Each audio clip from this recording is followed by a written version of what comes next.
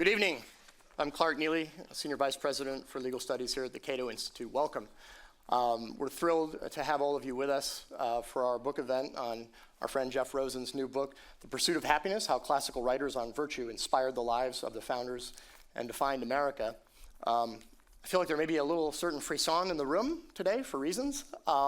It's an extraordinary evening to be discussing one of the book's themes, which is the importance of virtuosity in political leaders. So that'll be part of the discussion. I want to introduce very briefly our participants, and I will do that very briefly because the less you hear from me, the more you hear from them. Jeff Rosen is President and CEO of the National Constitution Center and a good friend of Cato's. He's been very generous inviting us onto his podcast, and he and I have had many interesting discussions, so thank you for that, Jeff. Next to Jeff is Michael Poliakoff, who is the President and CEO of the American Council of Trustees and Alumni, and a professor of classics who's taught at many fine institutions of higher learning. And then next to him is Jonathan Fortier, my colleague, and the director of Libertarianism.org. Gentlemen, the stage is yours.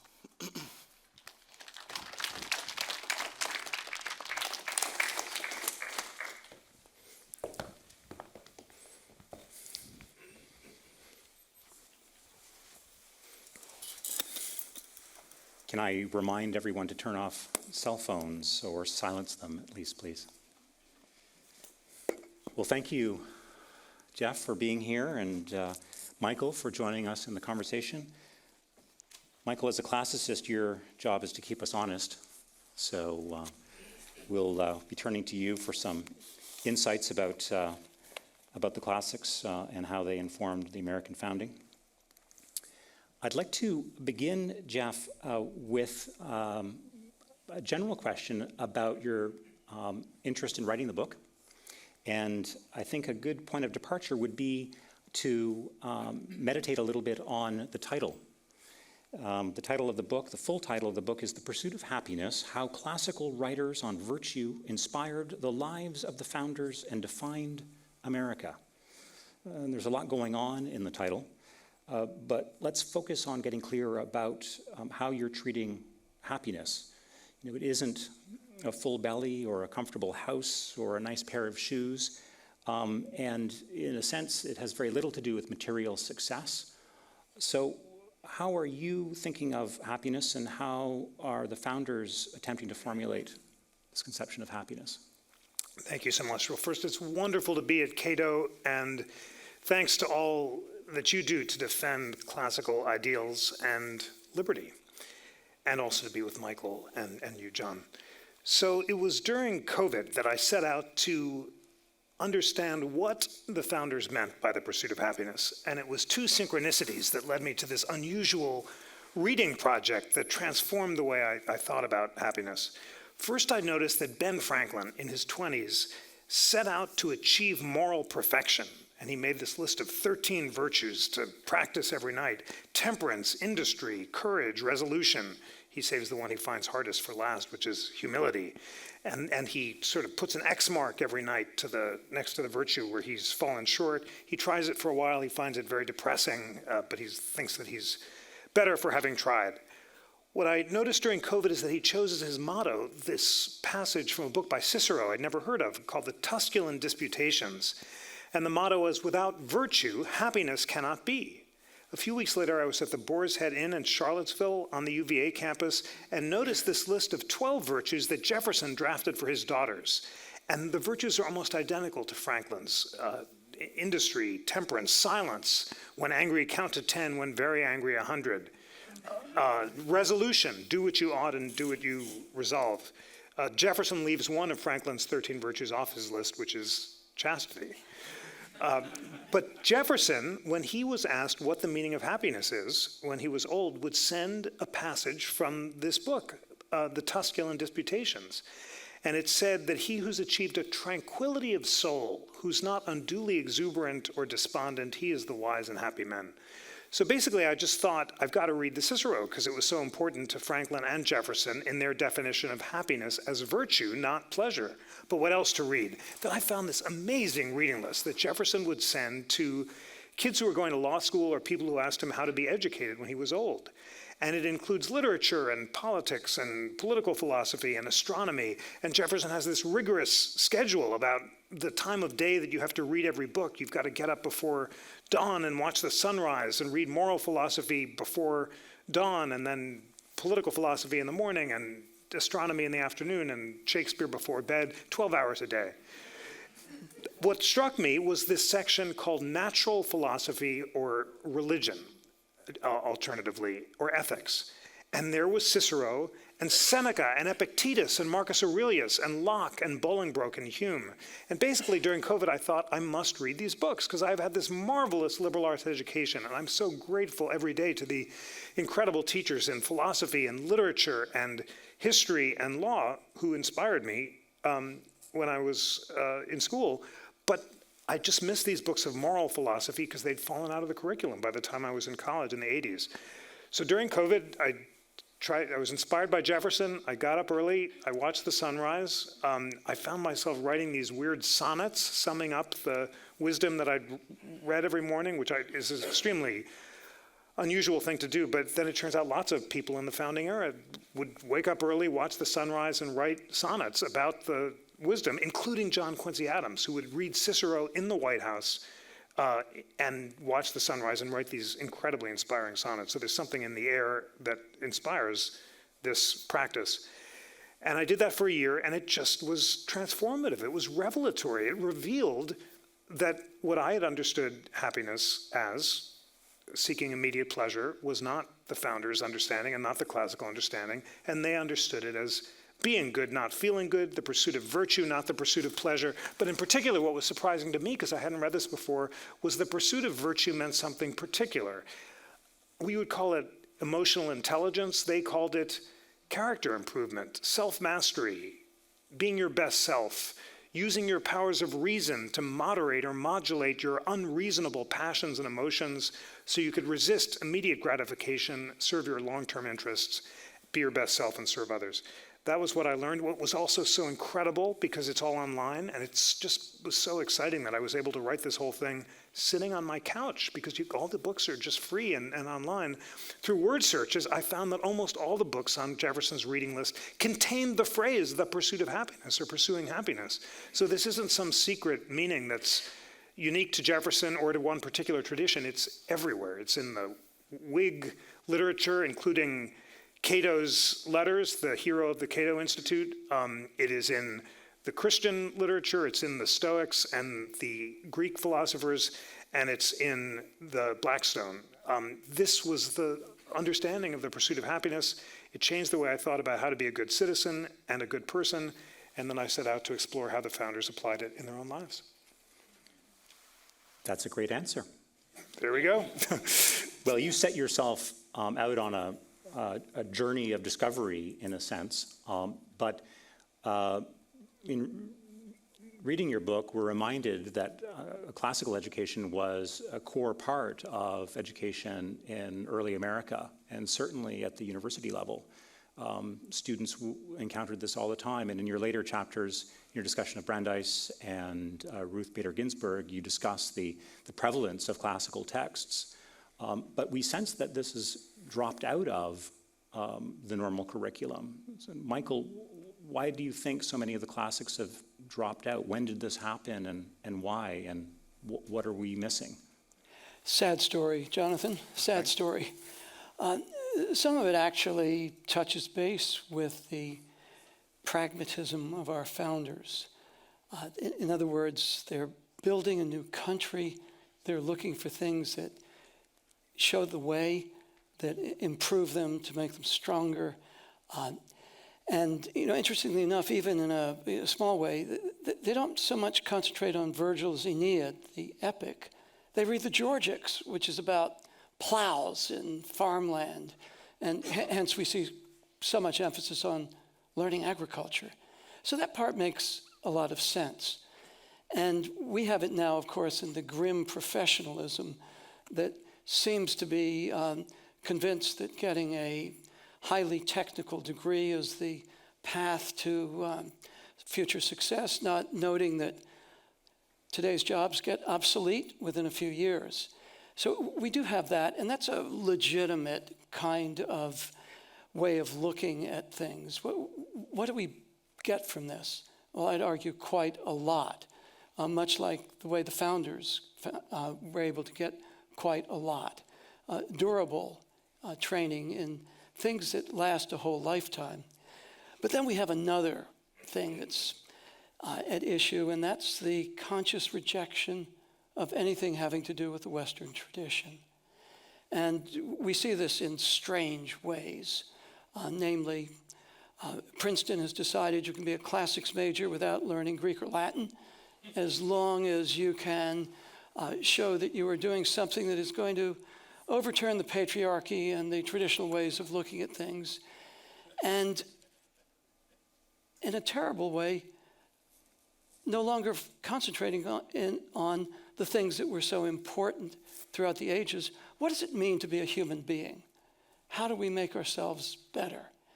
And hence we saw things like in the Chronicle a call: if the classics can't become part of the movement to end racism, and that's another issue, then they have to burn. Of course, what I thought of is the stake. Taking people to the stake instead of opening up the dialogue. And of course, the classics are not racist. The classics get us to those quintessential human truths, the things that so impressed W.E.B. Du Bois, the things that until recently made Howard University's classics department one of enviable strength. Unfortunately, that has been somewhat a victim of the utilitarianism and the pragmatism, which is really quite misplaced. It doesn't look beyond the immediate. Jeff, you, as you mentioned, focus on 12 virtues: order, temperance, humility, industry, frugality, sincerity, resolution, moderation, tranquility, cleanliness, and justice. And then you have a chapter on silence to conclude.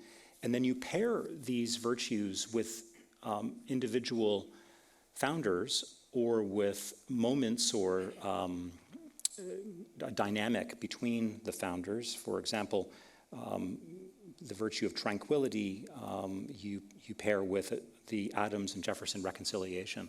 Was it difficult to find a particular virtue for a particular founder or for a particular historical moment?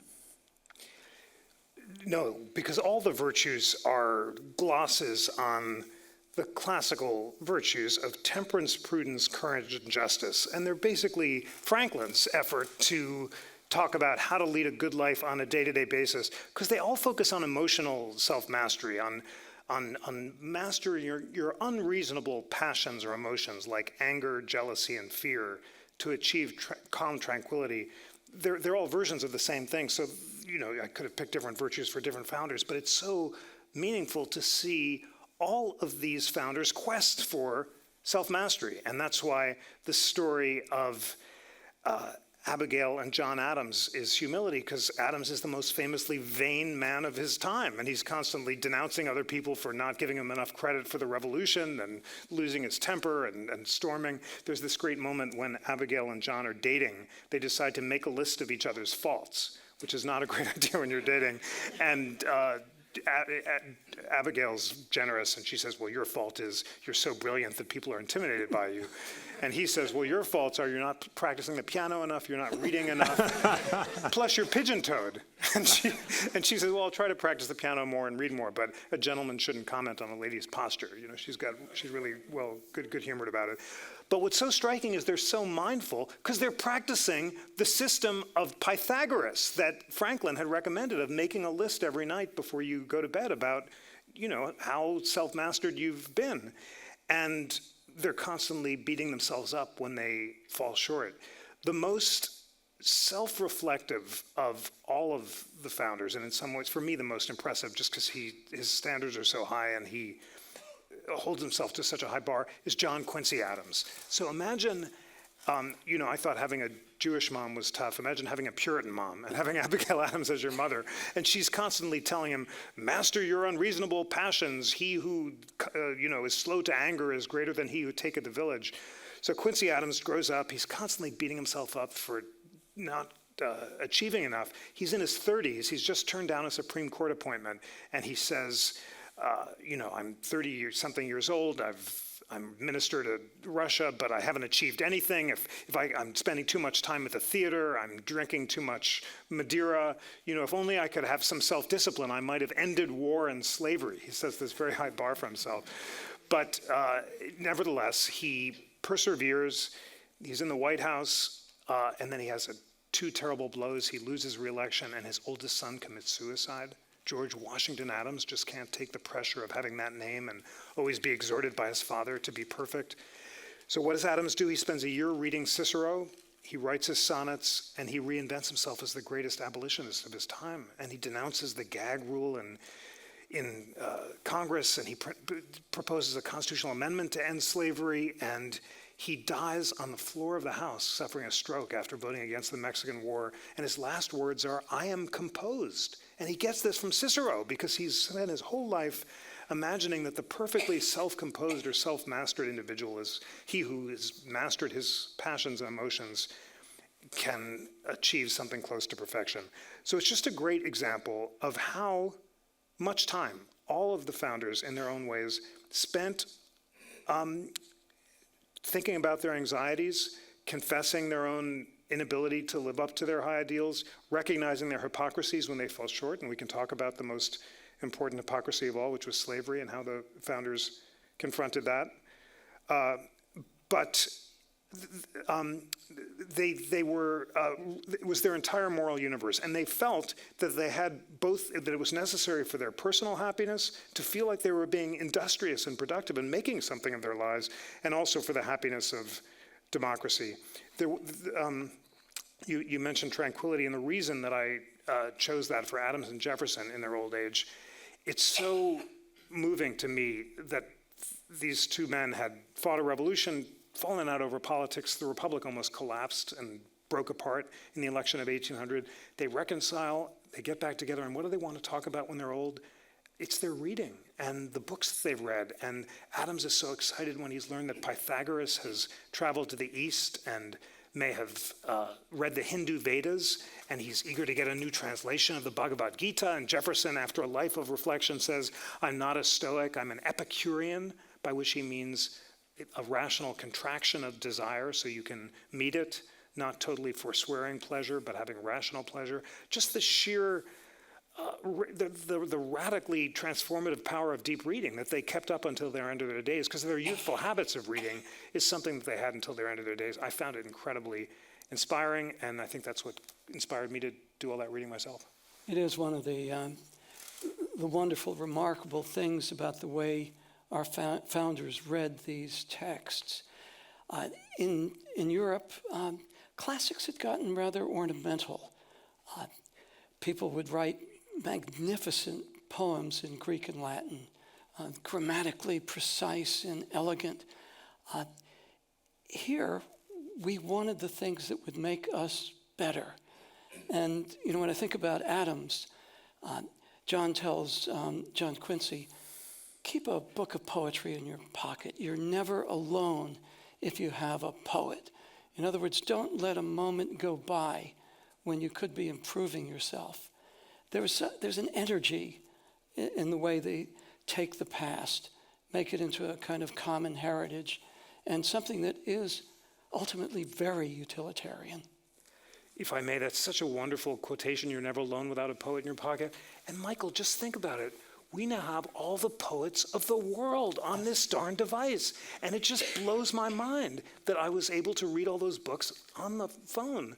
All I needed was the self-discipline to swipe left to the Kindle and not write to the blog or check an email or some nonsense that is completely squandering all the opportunity to learn and grow. And that was the takeaway for me from this whole project, is just changing my reading habits, because I'd kind of gotten out of the habit of waking up early and actually reading for its own sake, not for work or any deadline.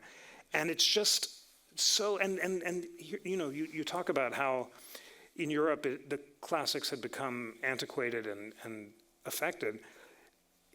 These classics for most of history were for everyone, and Frederick Douglass got them after buying reading lessons on the streets of Baltimore. He found this golden book, The Columbian Orator, which he bought with bread.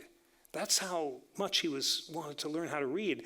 And the Columbian Orator is the best-selling textbook of its time, and it has excerpts from the classics, from the Stoics, and dialogues about freedom, including a slave arguing for freedom, dialogues from Franklin. And that changes his life and makes him the greatest freedom fighter of his age. So what this suggests, as you say, Michael, for the Americans, it was practical wisdom. It wasn't learning Greek and Latin for its own sake. It was basic self-help advice, which you could get in excerpts. All you needed was the self-discipline to read, and if Douglass could buy the books with bread, and Lincoln had to pay a farmer who lent him a book which he left out in the rain. There's so many disadvantages to these technologies, but it is a golden, magnificent age we're living in, that all these books are online, and let's make the most of it.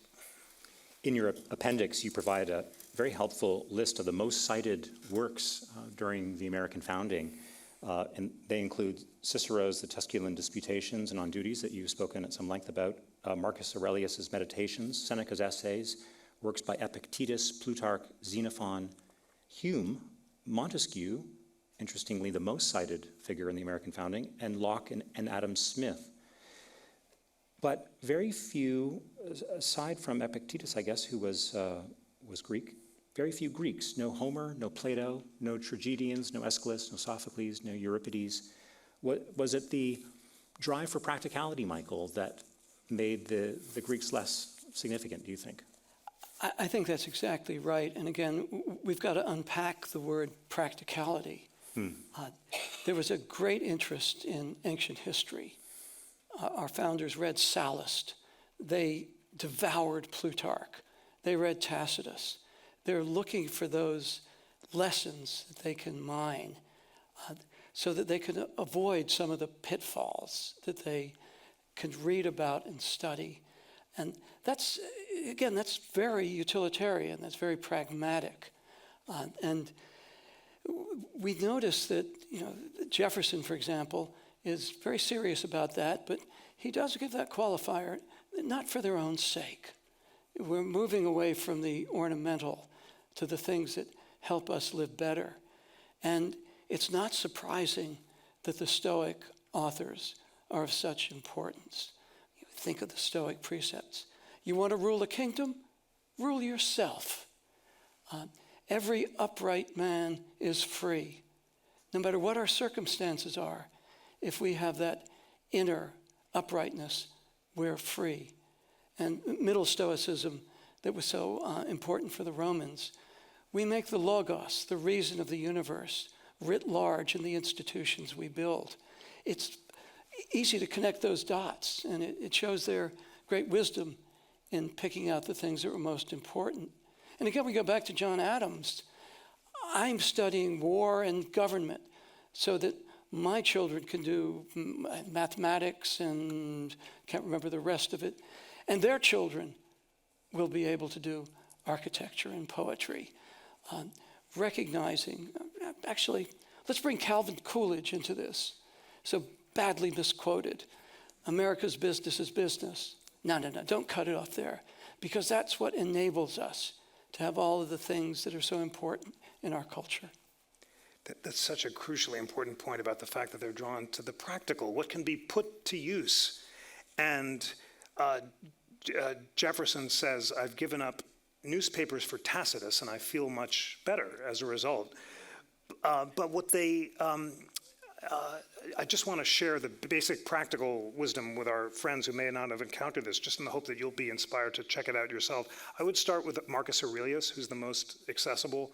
Cicero, the Tusculan Disputations, although so central, is not exactly a romp, but it's a manual on grief, about how to overcome grief, even in the face of terrible tragedy. And Jefferson reads it when his dad dies, and he copies sections at the age of 14 into his commonplace book, and it's all about if you look at things realistically, then even the death of children or parents shouldn't affect us because we should only focus on the only thing we can control, which is our own thoughts and emotions, not the activities of others.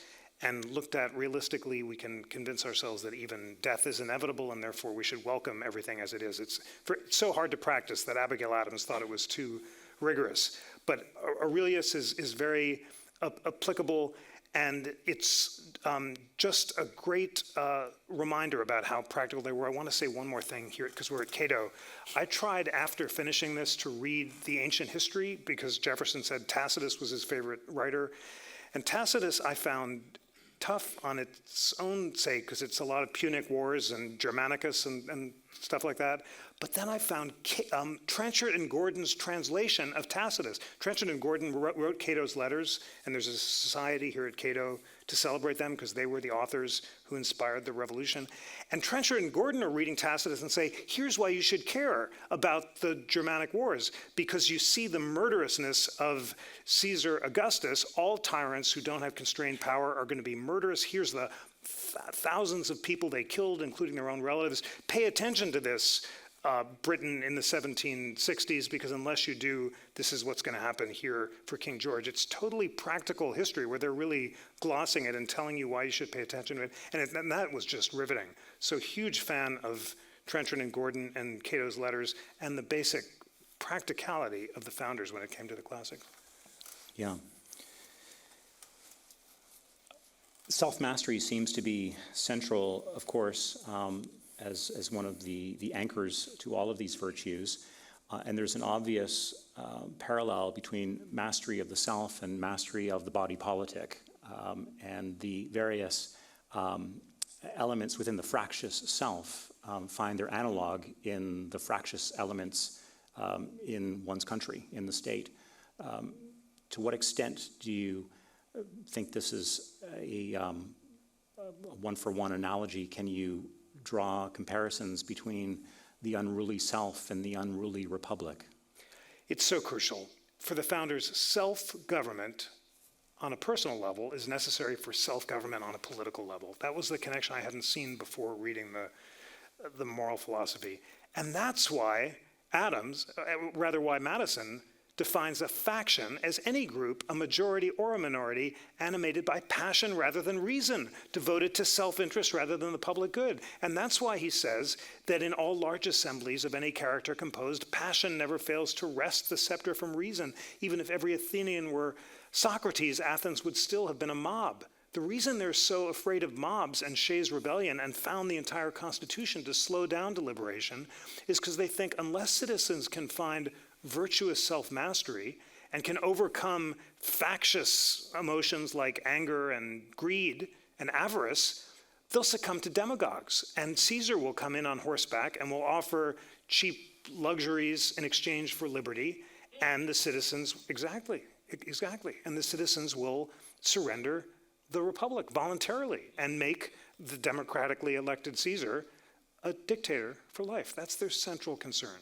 And we are here on the day that a verdict in the Trump trials were announced, and without any partisanship or claim about whether it'll be overturned or whether it's legitimate. We're at a striking moment in America where whether you're a Republican or a Democrat, we no longer assume that the republic will collapse without virtue.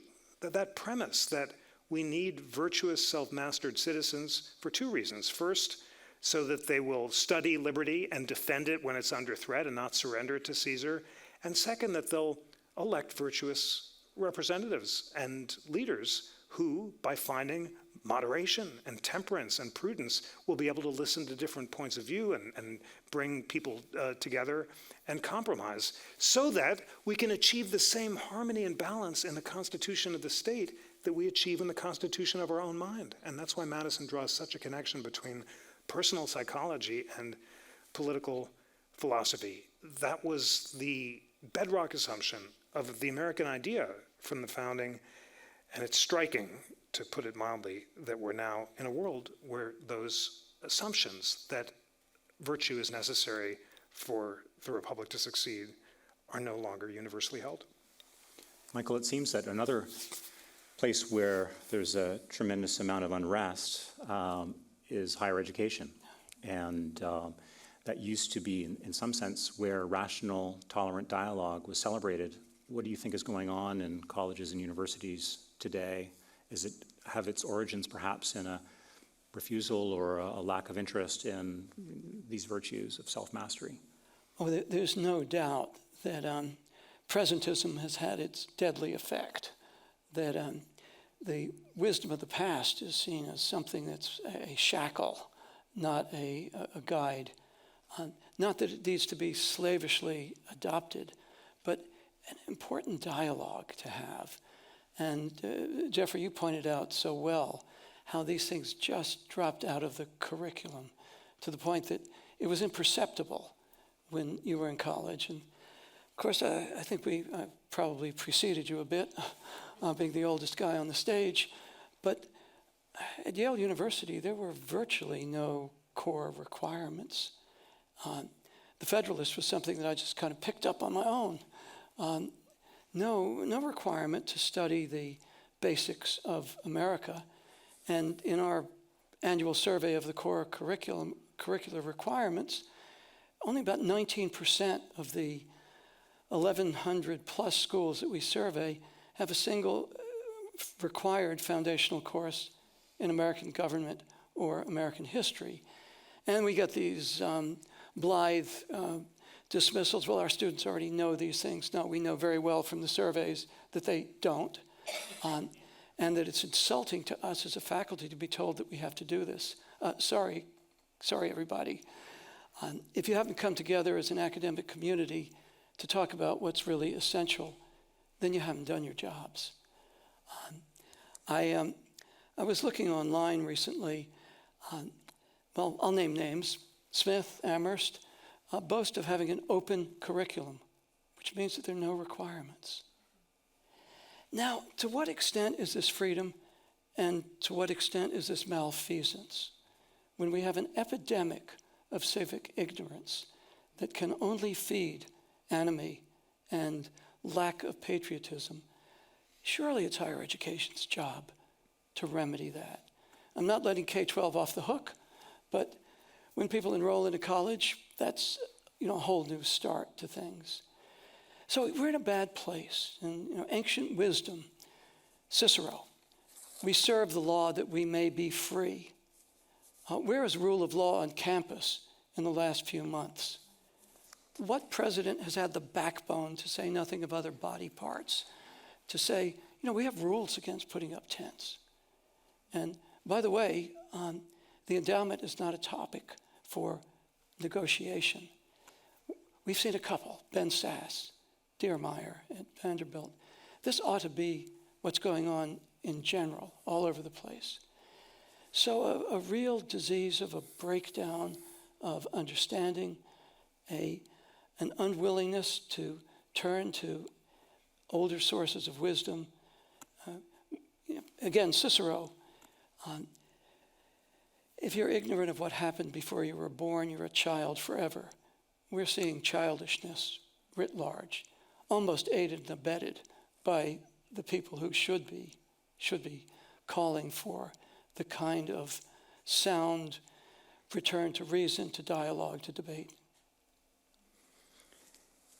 I'd like to turn to explore the complementarity and possible tension between freedom and virtue, since we're at the Cato Institute.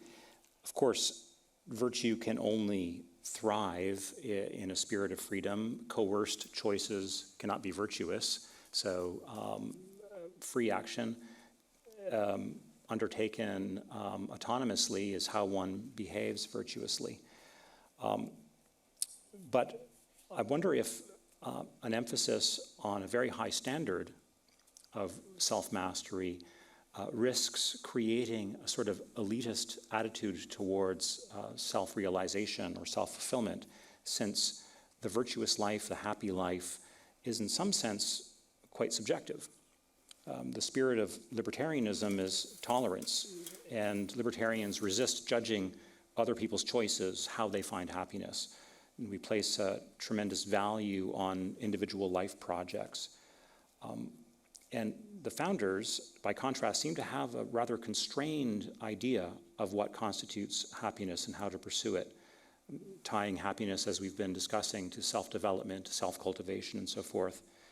So does raising the bar for what constitutes happiness risk creating a society of censorious tongue clickers, right? People who believe they have some exclusive or elitist enlightened idea of how to be happy and then seek to push or promote that more generally? No, it does not. It is a completely false antithesis, because for the founders, there's a debate. Some are libertarian and take a Jeffersonian view of the scope of government and believe in a night watchman state and think that less government is better. Others, like Hamilton, want a vigorous national government to promote energy and the executive and common purpose. But both Hamilton and Jefferson are united by a devotion to the principles of classical liberalism, and both think that self-mastery is necessary for personal and political happiness. It has no connection to their views about the scope of government because it has to be entirely voluntary. Of course, individuals have to decide for themselves what best serves their own life course and develop the habits that will allow them to fulfill their sense of the good as they perceive it. The idea that this is elitist is not supported by history. Again, Frederick Douglass and Abraham Lincoln, both libertarian in their view of government, insist that it's every individual's birthright to have the capacity to learn to read so that they can empower themselves and make up their own minds. And that's why Douglass gives his speeches about self-reliance, which he gets from John Quincy Adams, who uses the same phrase. It's really a division within libertarianism. And I think it happened in the 1960s at the same time that the classical understanding fell out of the curriculum and pop culture began to celebrate feeling good rather than being good. And there's a certain strain of hedonism, which gratified immediate pleasure-seeking, sex, drugs, and rock and roll, that had resonance with some strains of libertarianism. But there are many libertarians who didn't view that, like Leonard Bernstein, who has that great quotation about how freedom isn't let it all hang out. No, it's not like the hippies say, do whatever feels good in the moment. It's making wise choices that will allow you to achieve your potential. And he cites that great example about Beethoven's choosing a single note in the Eroica Symphony that was always the exact right note, as if he had a direct telephone wire from God telling him what the next note was supposed to be. So that was Bernstein's classical understanding of freedom. And we must stress this again at the Cato Institute, so all of you who are fans of Cato are persuaded by this. Trenchard and Gordon, who wrote Cato's letters, are complete classical liberals about the need for self-mastery and distinguish between liberty and license and say that license is going to lead to Rome and bread and circus and the fall of the Republic. So I think it's really just, in fact, as we were discussing, John, because you've written so powerfully about John was teaching me, he's written about Shelley and how the Romantic movement, led by people like Shelley, did not favor complete immediate gratification and hedonism, but instead mindful self-mastery. It was not the fault of the Romantics. It's really, we were trying to sort this out together because it's such an important question. Nietzsche, who exalts Dionysian pleasure-seeking for its own sake and rejects the idea of long-term self-mastery. And Michael was saying, and I want your thoughts in a sec, because we've got to solve this important philosophical question. You said it was a post-structuralist like Gramsci and Foucault. I think it's an alien tradition in America that rejects the American idea of individualism, which is rooted in self-mastery. It's more people like Nietzsche and Gramsci rather than the Romantics. And libertarians need not reject our classical heritage in exalting pleasure-seeking for its own sake, but should recommit ourselves to the American idea. Michael, do you want to come in on this? Yeah, I thought before I turn to Thucydides, I would quote Janis Joplin. Freedom's just another word for nothing left to lose. And that's a rather colloquial way of agreeing with you, Jeffrey, that at a certain point, we've torn down everything. And in the chaos, what's there left to enjoy? We turn back to a brutish, nasty state of nature. But Pericles, not Pericles the staff member, but Pericles the leader of the Athenian democracy, to take up your question about room for the individual. We are not angry with our neighbor if he does as he pleases. We don't even give him hard looks. But in the affairs of this city, we obey the law. That's the perfect combination. We're as ready as the Spartans are to do our duty. And we consider, and here this gets channeled by Brandeis in the Whitney decision, we consider a citizen who is not interested in politics not just to be apathetic, but to be worthless. And of course, Brandeis turns that on in even more elegantly, that the free state depends upon that active engagement. I'm not worried about the effect of too much virtue or too much teaching of virtue. I'm not worried about using the dreaded C word, character, in education again. When you parent, I think all three of us have done that, you're not bringing a child into the world, you're bringing a person, but that person needs structure, or else all is lost. And whatever immediate gratification might take place is not going to be the long-term happiness. And our education system has completely lost that, much to our detriment. What do you think the path is to recovering the emphasis on character and self-mastery? Is it through education? Is it through transformation and political dialogue? What avenues would you recommend? The path is rediscovering the radically transformative power of deep reading. Our problem is not our politics, but the fact that we're not reading enough anymore. And it just broke my heart to learn from my dear law school teacher, Akhil Amar, that even students at the greatest universities are not reading books. And if they don't read books, how can we expect far less privileged citizens to do it? And just speaking for myself, I got out of the habit of really reading books. The philosophy of individual self-improvement says it's up to each of us individually. It's up to me every morning to resist that urge to browse and actually to read and to inspire others to do it. And we all know that we are falling short because we're being distracted by these technologies, and there are other more immediately gratifying things to do. But that's the solution, and it's a very good libertarian solution. Government can't make us read and think for ourselves and speak as we think, to use Tacitus's great definition of free speech, which inspired Jefferson and Hume and Brandeis, to the power to think as you will and speak as you think. It's such a glorious philosophy of the individual, and the whole thing is rooted on the unalienable nature of reason. Why does Jefferson say life, liberty, and the pursuit of happiness, not life, liberty, and property? I had assumed, because that's what all the books said, that liberty is a synonym for property, and it meant the same thing. It wasn't at all. It was a technical point, because property is an alienable natural right. Obviously, you have to alienate property in order to exchange it, and you also have to alienate the government the power to regulate property so you can have contracts. But happiness is not alienable because it's rooted in reason, and I can't alienate to you the power to tell me what to think, because I can't tell myself what to think. It's the product of my reason. My reason tells me what to think, and it's inherent in who I am as a human being. And this glorious Enlightenment faith in the individual and in reason is why Jefferson says that the opinions of men, being dependent on evidence contemplated by their own minds, can't be controlled by other men. We have not only the right, but the duty to think as we will and speak as we think, but the duty part is what we've lost. In order to think, we have to be educated, and the only way to be educated is to educate ourselves. And we can do it now because all the books are online.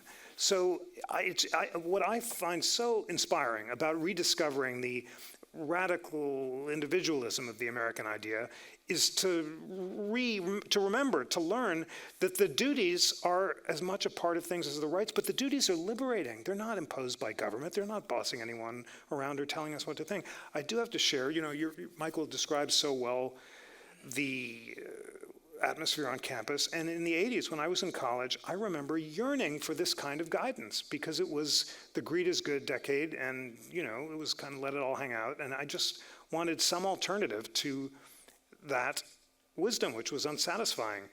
And I wasn't getting it in the Puritans. I was an English major in college and reading Puritan theology, which totally wasn't doing it for me because it has no role for individual, for good works or anything short of randomly given grace by a Christian God, which wasn't available to me.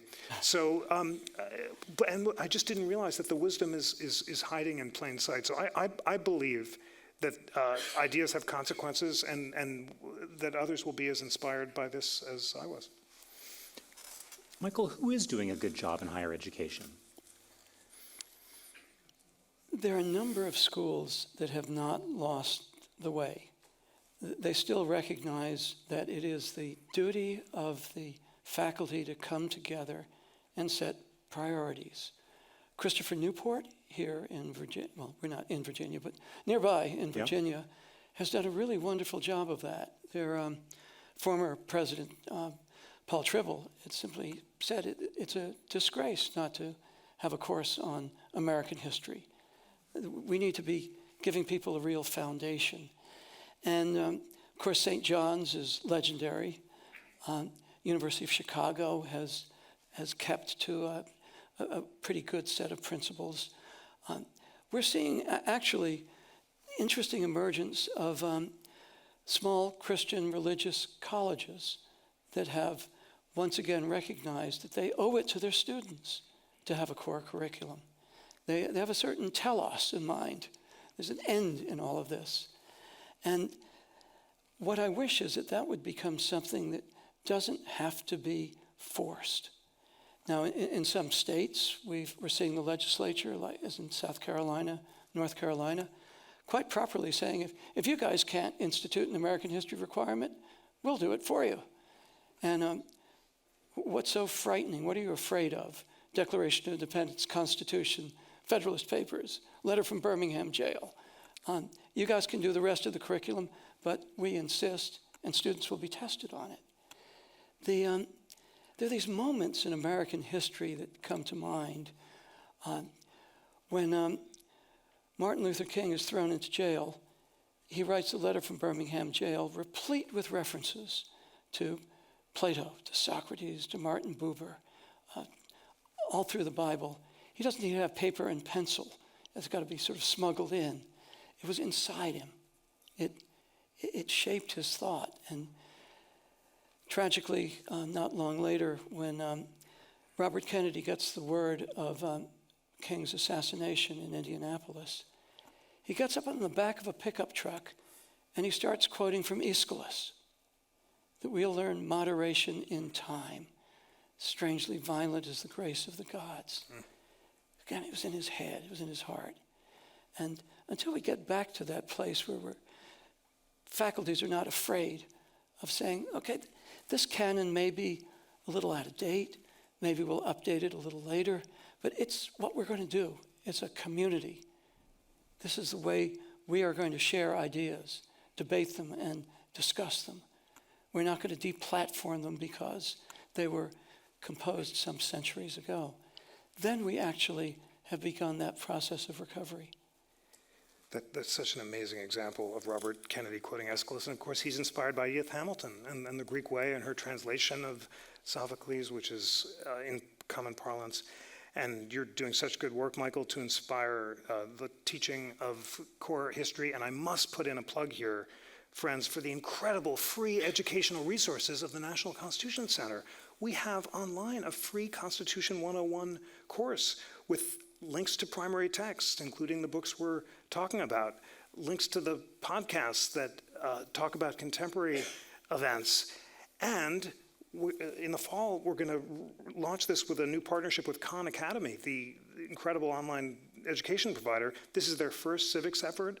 it's so thrilling to think about a free Constitution 101 course that you can get on the NCC or Khan platforms available to anyone, anywhere in the world. And it's great for middle and high school kids, and we're hoping to get hundreds of thousands of high school students, and also for adult learners. And I just came back from the most inspiring experience where a group of people in Elksville, in Elkhart, Indiana, started up a club of lifelong learners for people over 50. We met in the local church. 500 people showed up to discuss the pursuit of happiness and the Constitution, and they're meeting and taking Constitution 101 and having discussions about them for the next 15 weeks and sharing what they've learned. And this is a model of what Tocqueville hoped, which is that a third way of civic organizations free from government would promote civil dialogue and learning about American ideals.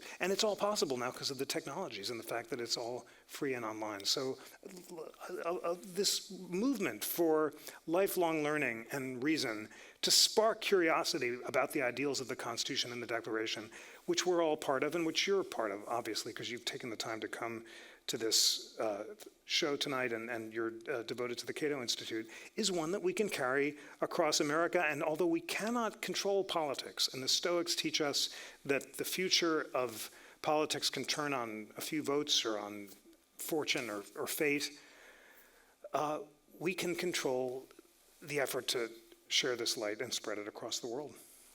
It should have been a wake-up call telling us how hungry Americans are for their history when David McCullough's book on John Adams was being sold in airports.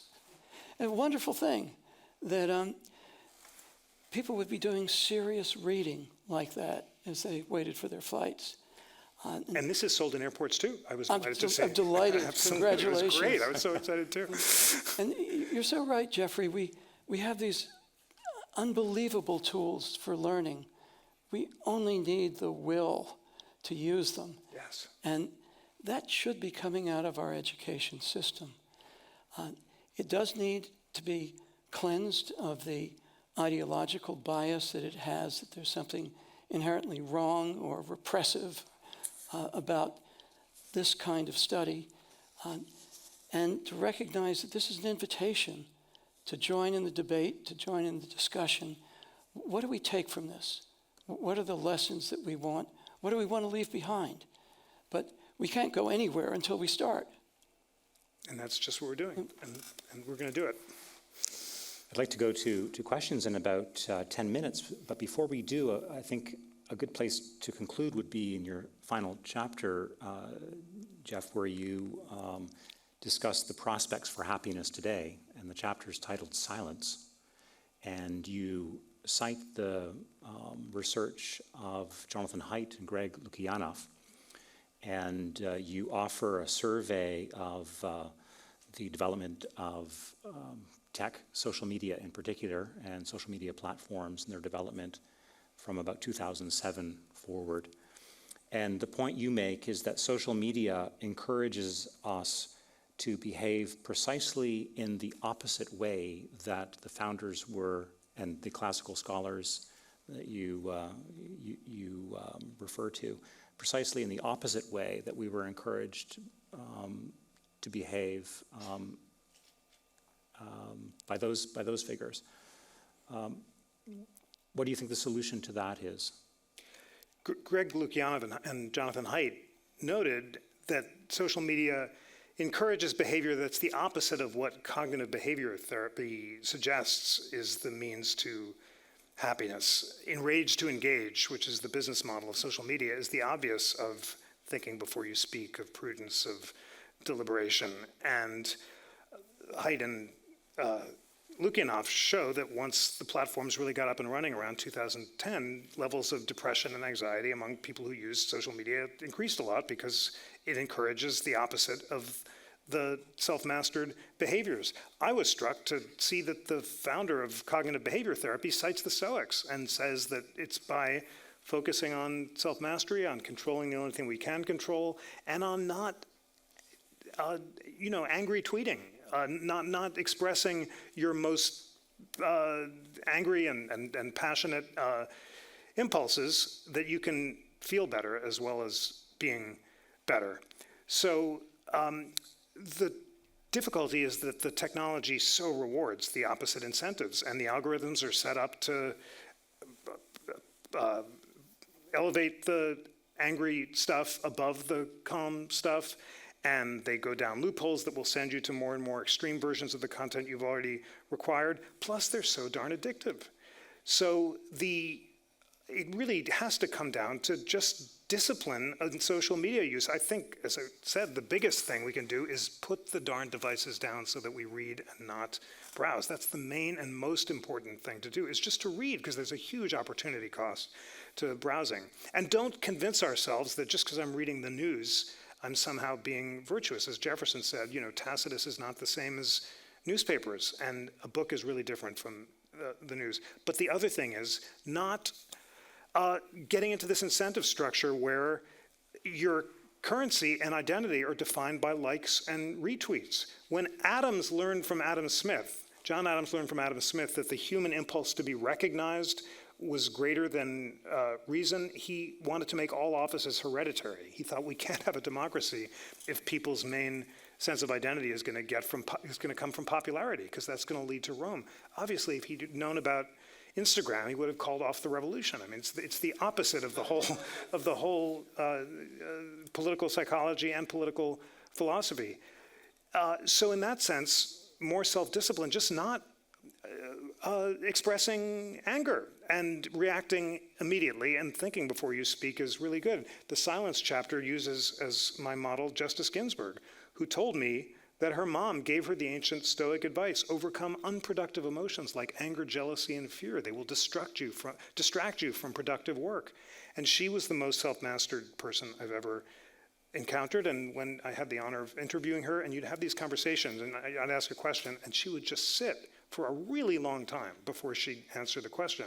And it was kind of uncomfortable, but you had to know, just wait, because she was about to say something extraordinary. And she did. And I said, why do you have this unusual conversation style. Why do you have these long silences? And she said, well, I like to think before I speak. And that's what she did, and she did it in her speech and in her opinions, and she became the most self-disciplined and one of the greatest heroes in American history. And just remembering those virtues, which are not intuitive and which social media discourages, is a good place to begin.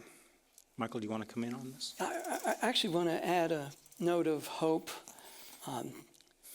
I'll start with T.S. Eliot. Virtue is thrust upon us by our impudent crimes. The classic learning test, which is an alternative to the SAT, the ACT, built around reading passages that come out of the best of the last couple of millennia. It now is a competitor. Many schools will accept it, just like they will the SAT. Last year, they had 30,000 students take this test. It's up to 150,000 now. The number of classic Christian schools has just burgeoned all over the country. There is a recognition that we have been sold short in our education system, and that there are ways around it. Some will homeschool, some will choose these communities that have actually said, it's a good thing for students to struggle with difficult texts, to learn to read between the lines, to see nuance. And that's what I hope is going to be emerging. And the university, the college population, is going to have to accommodate students who want something better than the amorphous, unstructured world that they're walking into. And then for adults, the same thing, that we have, as you were saying, Jeffrey, wonderful opportunities. I think back to Victorian England. Jonathan Rose did a wonderful book on that. These people working in factories, 12, 14 hours. What do afterwards? They meet together in small groups and read Shakespeare. And that's the way they liberate themselves. There's a long and beautiful tradition of this. It can be done. Brandeis was so excited when he mediated a strike with Jewish garment workers in 1910, and he was so impressed that these recent immigrants fleeing the pogroms in Eastern Europe wanted to read Tolstoy on their breaks. That was the way they discussed it. And Brandeis says he's so excited to learn that the Greek word for leisure is unemployment. He says, what a happy land where a scoli means unemployment. But for him, unemployment means time away from your breadwinning so you can engage in the even harder and more important work of self-improvement, of cultivating your faculties, of reading Shakespeare, using every moment of the day to try to learn and grow. And he is such a Jeffersonian Democrat that he thinks that anyone, even the most recent immigrants who can barely speak English, have the opportunity and really the responsibility to use their leisure time in that way. It's incredible. Gentlemen, this has been wonderful. I think it would be a good time now to open it up for questions. So thank you very much. We'll be taking questions from both the online and in-person audience. The online audience may join the conversation and submit questions directly on the event webpage via Facebook, YouTube, or on X using hashtag Cato Events. And there will be people circulating in the audience to hand you a microphone. Please speak clearly and directly into the microphone to ask your question so that everyone, both online and here, can hear. And please also announce your name and your affiliation so we know who you are. So I think we have someone down here, and Allison's coming with a microphone. Thank you very much. This has been a wonderful conversation. I want to ask, and I don't mean to be theistic about this, but many of these principles are from, ancient texts like the Book of Wisdom in the Old Testament. And one of the underlying principles is that the beginning of wisdom is the fear of the Lord. So I'm wondering, with our founding fathers, as erudite as they were, as exemplary as they were, was there not a certain, and I use this word advisedly, pagan self-referentialism that contained within itself its own seeds of destruction, ultimately, which we see today? In other words, if you remove the underlying principle, beginning of wisdom is fear of the Lord, you remove the Lord from it, or some theologically driven establishment of it, is it not just a form of cerebral or, character improvement? In other words, I think you get the point of what I'm saying. Thank you. It's a very important question. The first thing to say is that you're absolutely right that the founders are choosing the classical virtues of prudence, temperance, courage, and justice, not the Christian virtues of faith, hope, and charity. Now, all of them are Christian and viewing this within a spiritual and Christian tradition, although some are more theistic and religiously observant than others, with the obvious polarities being the observant Washington against the deist Jefferson. Even Jefferson believes in the afterlife and is very much, this is within a spiritual tradition. But it is true that the Christian writers that they're relying on are not Augustine and the traditional theists, but they're the reasonable Christian writers. That was what people like Wollaston and Tillotson called themselves, insisting that faith was completely compatible with reason, and in fact, that we could achieve salvation by good works alone.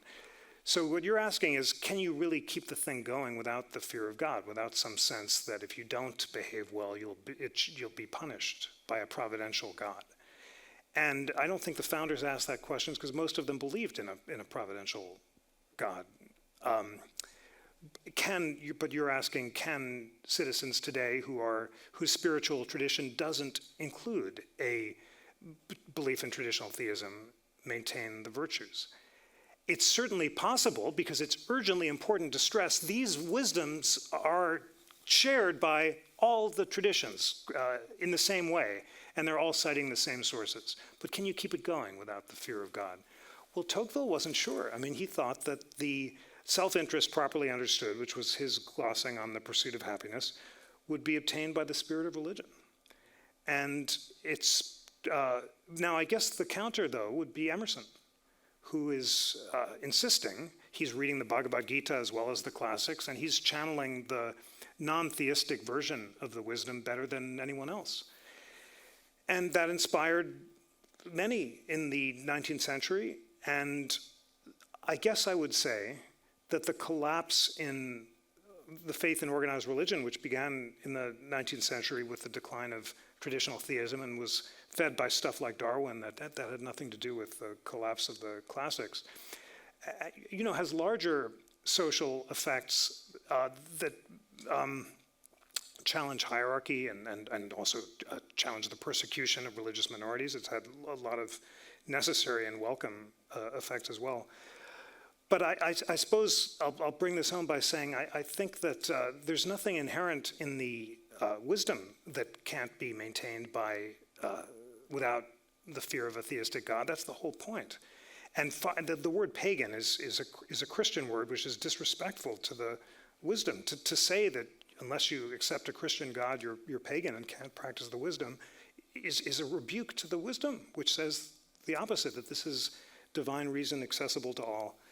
So that's the beginning of an answer, but just to say that there's nothing at all, that the whole wisdom is premised, and here's the final thing I'll say. This is also the wisdom of the Eastern traditions, which are less theistic and rely less on the fear of God. And Hinduism and Buddhism insist, like the Stoics, that we are what we think and life's shaped by the mind, and that's why Adams is so excited to see the connections between the Bhagavad Gita and Pythagoras. And all of those traditions, Hinduism and Buddhism, insist that it is possible, in fact it's necessary, to achieve self-mastery without the fear of divine punishment. So I think that they were right. Michael, do you want to come in on this? Yeah, I was just a great question. I was just going to add that Stoicism really it's both a philosophy and a religious view of the world, especially the way the Romans practiced it, that it was, or understood it. There is a logos, a divine reason, that completely permeates the universe. And our obligation is to build institutions that make it manifest. And so it is a more secular approach, but it's not without a sense that there is a higher authority.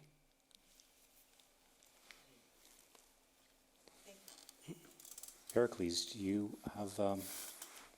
Hi, Reverend Michael Langer. I'm with Faithful Presence. So I have a question.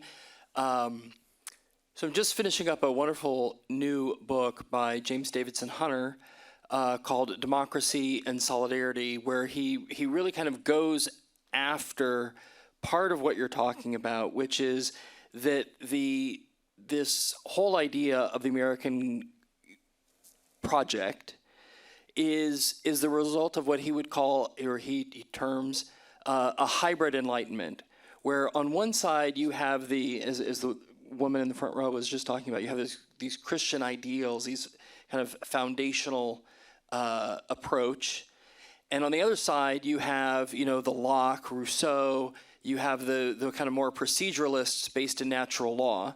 And that the American project's really just been about kind of working that through over and over again in various iterations. But the thing that he gets at in this book is, what do you do when there's nothing left to work through on either side? Not because you've done all the working through, but because the two foundational things you've been working through are gone. And that people aren't really subscribed to kind of the proceduralist, the classic literature, or the kind of foundational Christian basis.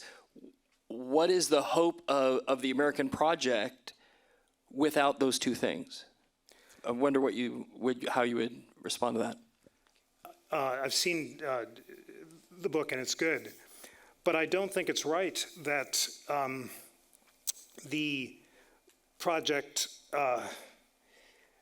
depends on one or the other, and it's too strong an antithesis between proceduralist classicism and substantive Christianity. That's just not the way American history has played out. Take abolitionism, which Hunter discusses. Some are motivated by a deep belief that slavery violates the Bible, as Quincy Adams does, and others that it violates natural law in the Declaration with less of a theistic sense, but both that the immorality of slavery requires its eradication.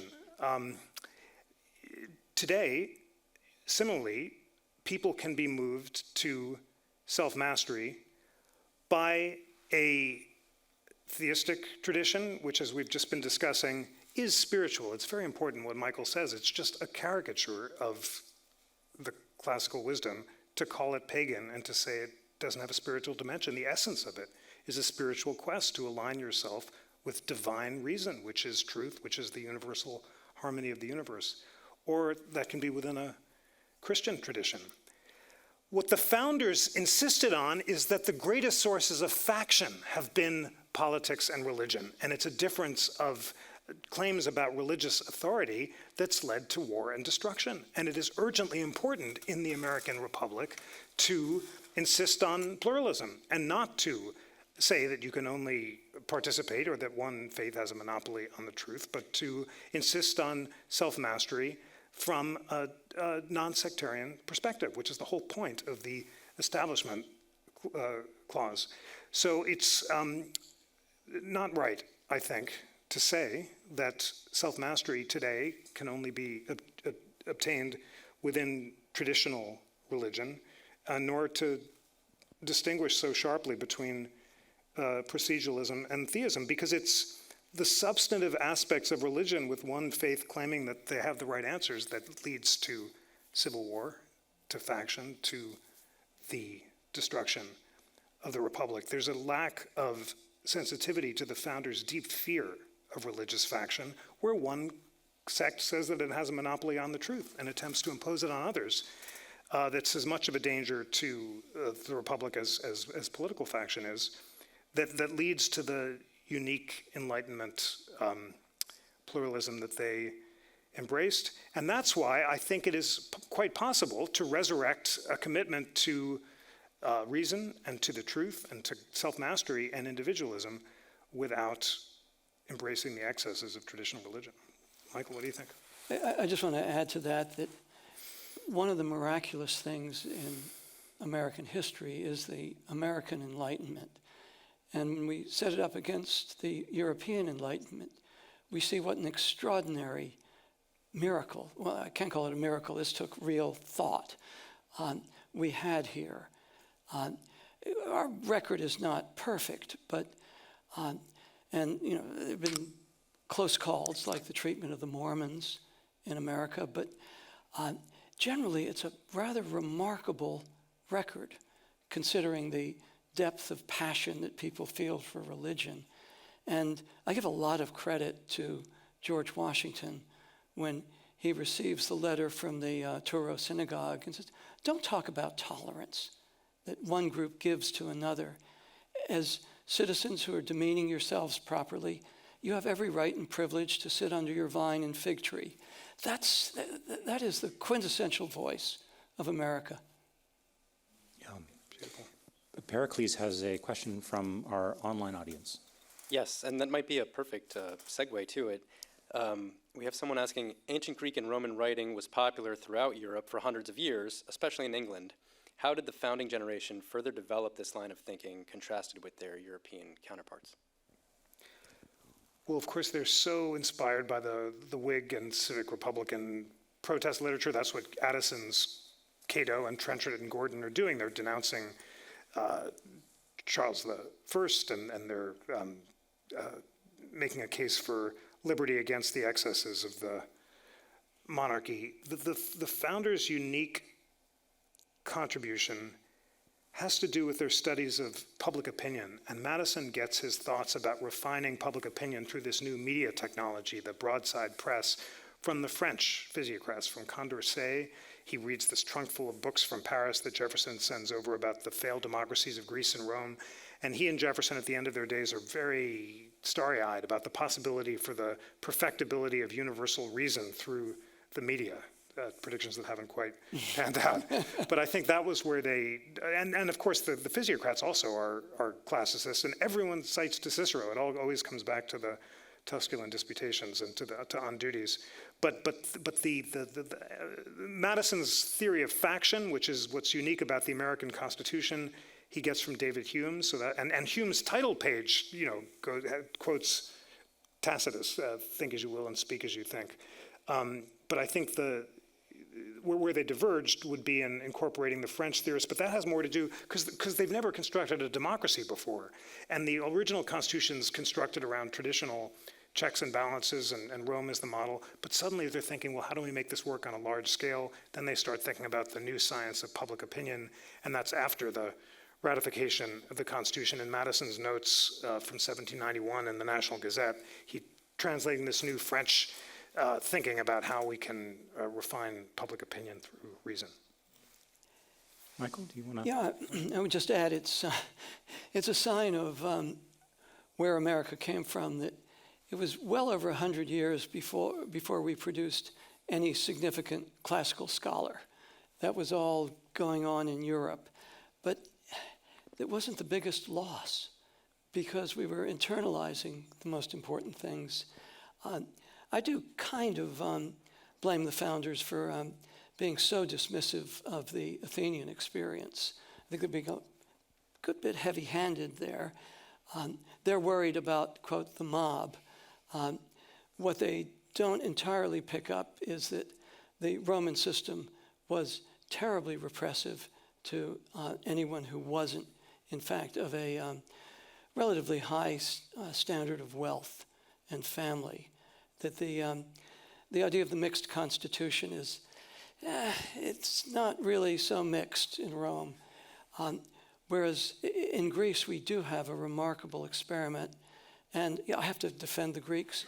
The Athenian democracy lasted for 150 years with only a couple of periods of breakdown. And the traditions persisted even after that. That's not bad. I'm glad we're moving up to 250, and may we go on much longer than that. But there's much to be learned from the Greek experience, too.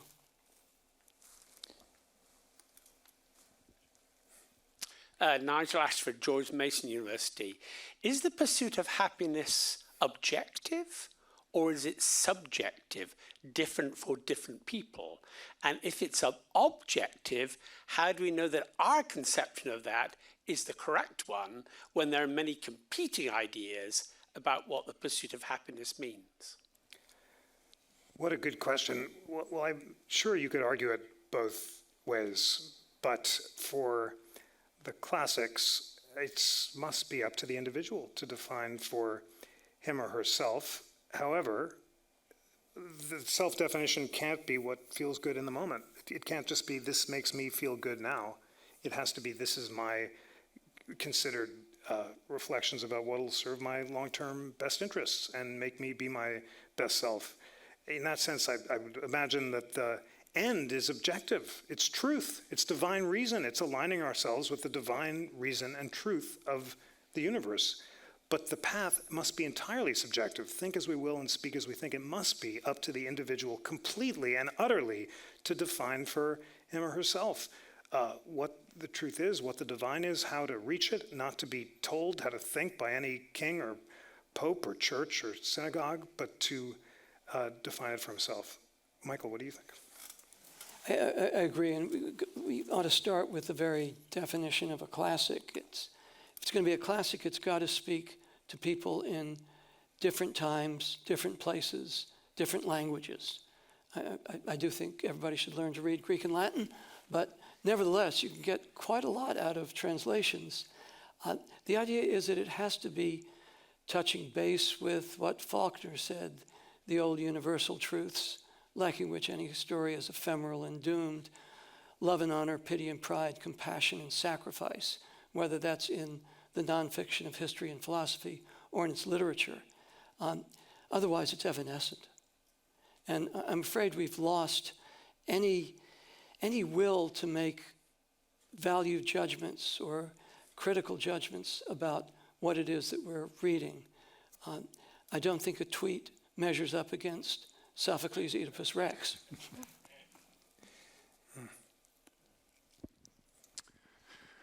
Before the founders were our founders, they were revolutionaries. What do the classical writers on virtue say that may have inspired our founders, who I presume thought they were living in an unjust or corrupt society, to pursue revolution?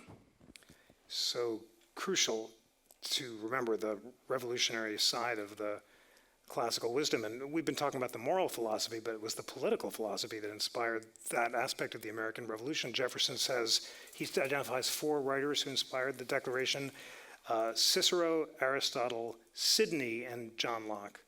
And we've been talking about the part of John Locke that contains the phrase, the pursuit of happiness, which is his essay concerning human understanding, which is about how we form our ideas about reality. But the part that Jefferson quotes in the Declaration without citing it is from the 2 treatises on government, and that says basic social contract theory. We live in a state of nature. We alienate or surrender certain natural rights to get greater security and safety of the rights we've retained.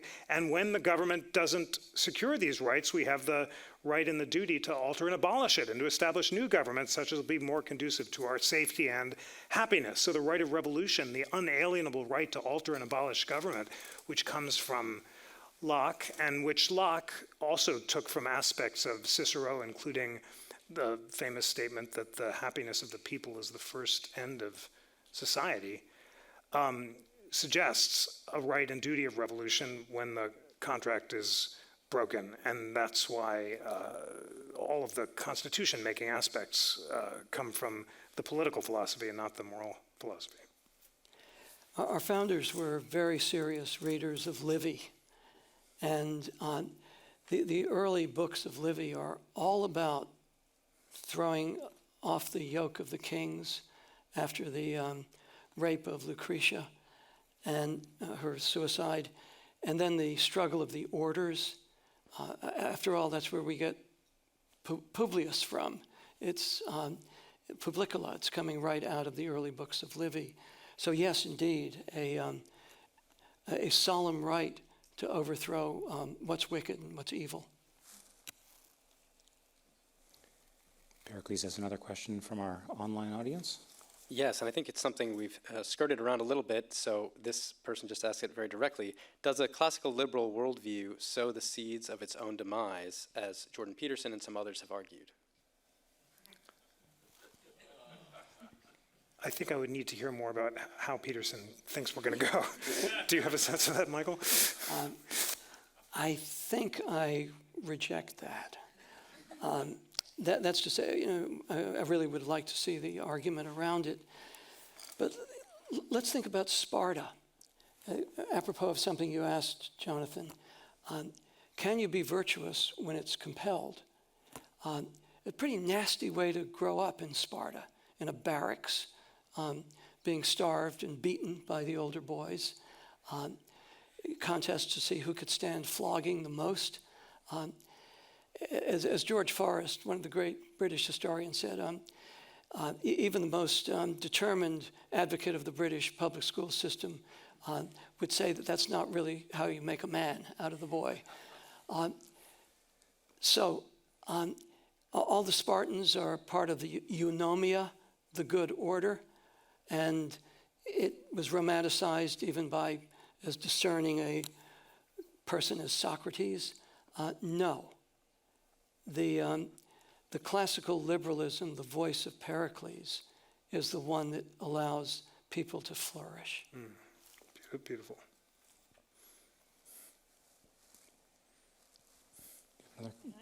Thank you. I'm Mariana Davidovich with the Foundation for Economic Education, and my family, we fled Soviet Jewish persecution when I was a baby. So this conversation is of the utmost importance, in my opinion, and I think it's a brilliant conversation, and my question is more practical. I work with a lot of high school and higher education, and the problem that I'm seeing is, like we mentioned earlier, nobody is reading. As brilliant as this book may be, my concern is the people who are reading this book are already aligned philosophically, and the ones that need to read it don't read. Now, homeschoolers, the micro schools, the charter school movement, the CLT, everything you're talking about. I'm extremely familiar with this movement. Comparatively, it's a very small percentage of the education that's happening out there, particularly in the public school environment. So that is my question. How can we educate the educators, whether it's K-12 or in the colleges of education? Any thoughts there? It's so meaningful that you are a refugee, a Jewish refugee from oppression. Me too. My grandmother came over at the age of 1 from Ukraine, fleeing the pogroms, and my mother was educated in New York City public schools. So was Justice Ginsburg, who graduated the same year from New York public school in 1950. She tells the story about how her mom was so hungry for education that she once was walking along the streets of New York near her tenement downtown and broke her nose because she had her nose in a book. She was just reading and ran into a wall. I mean, that just sums it up for me. And that was the values that that generation had, and they were fleeing murderous pogroms. My great aunt remembers seeing the heads of Jews on sticks in Kiev as they were leaving. She died at 101. She saw it. You know it too. They came here and they read because that was their value, was devotion to reading and learning and self-improvement. So that suggests the schools are important and teaching teachers is important, and I could really go on about how excited I am about the National Constitution Center's amazing efforts to work with teachers and the National Teachers Advisory Council to really spark a movement to adopt this material. I am optimistic that the kind of moving outside the traditional system and bringing together a coalition of learners and light can have meaningful effects. But it has to begin in the home. I guess that's what our ancestors' experience suggests, that it's the values of reading. And in particular, I'll just share, because it's important to me, my most precious possession is saying that my grandfather, who I never met, who grew up in Depression, New York, where he was a street peddler and another refugee from pogroms, carved, because he saw it on the front of the Detroit Public Library, and it says, "The fountain of wisdom flows through books." And he saw this legend, and he just carved it out in his hands, and he gave it to my dad, because that was his value. So this is not just something that's limited to the elite. It's also not limited to any particular immigrant group. And the problem also is not just limited to kids, because as we've all been acknowledging, none of us are reading because we're all distracted by these darn devices. So it's a very serious social problem, and much important work can be done with teachers, and we'll work together, but let's honor all of our ancestors and our immigrant ancestors and focus mostly on inspiring people to read. Michael, do you want to? Very nicely, eloquently put. We have rather similar heritage. What's happening to the Asians now? Another group that has come to this country hungry for all of the things, promises of America. And when they do well in school, they bump up against, in the elite universities, profiles that will keep them out the same way that Jewish students were kept out of elite schools. That's got to be smashed, and bravo to the Supreme Court. Now other courts are going to have to make sure that it gets enforced. I want to give just a little soupçon of time to the potential role of the state. I realize I'm at the Cato Institute. But when the education system failed so miserably, it really is time for legislatures to move in with professional development programs that are built around the texts of our nation's history, maybe even a chapter or two from Pursuit of Happiness, and to start setting requirements. Assessment drives standards. And one of the things I like about the REACH Act is that 20% of the student's final grade will be based on knowledge of the Declaration, the Constitution, 5 Federalist papers chosen by the instructor, letter from Birmingham jail, the Emancipation Proclamation. I want to keep an eye on this experiment. And having just said that, which is an affront to classical liberalism, maybe that'll just be the spur that other institutions need to do the work that they should have done from the beginning. I think we have come to the end of our time, so please join me in thanking Jeff and Michael for a wonderful conversation. Thank you. Thanks to you for a great conversation.